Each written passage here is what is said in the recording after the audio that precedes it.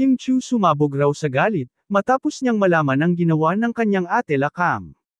Matagal na raw alam ni Kim Chu na ginagamit ng kanyang kapatid na si Lakam ang kanyang pera ng hindi tama.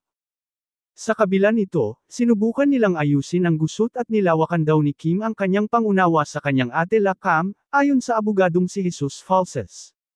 Nagkabati pa raw ang magkapatid noong nakaraang buwan. Pero sa kabila ng rekonsilasyon, hindi nagbago ang sitwasyon kaya napilitan si Kim Chu na magsampa ng reklamong qualified theft laban sa kanyang sariling kapatid. Ayon kay Falses, nagsimula ang lahat ng ma-diagnose si Lakam ng bacterial meningitis noong 2023, isang malubhang sakit na itinuturing ng mga doktor na hopeless. Nakoma si Lakam ng 7 araw at nasa kritikal na kondisyon sa unang 5 araw ng kanyang 18 araw na pananatili sa ospital. Sa kabutihang palad, gumaling si Lakam at nailabas ng ospital noong May 2023. Ngunit hindi doon nagtapos ang problema.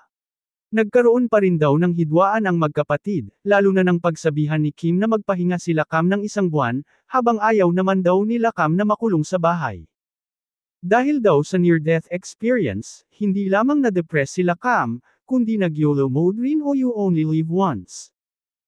Nalulong daw si Lakam sa pagsusugal sa mga kasino, kung saan daan-daang milyong piso umano ang naipatalo niya, na mula sa mga kinita ni Kim, sa nakaraang 2 taon.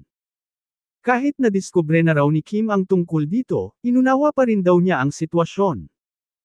Ngunit kahit naging maunawain si Kim at sinubukang ayusin ang problema, hindi raw nagbago at nagpatuloy pa rin umano ang pangungulimbat ng kanyang ate. Kumuha daw ng pera sa vault or sa kondo. Tapos binenta daw yung isang condo without Kim's consent, ani Falses. Dahil dito, wala na raw ibang choice si Kim, kundi idemanda ang sariling kapatid, na dati niyang tinawag na kanyang #1 critic, #1 fan, my superwoman.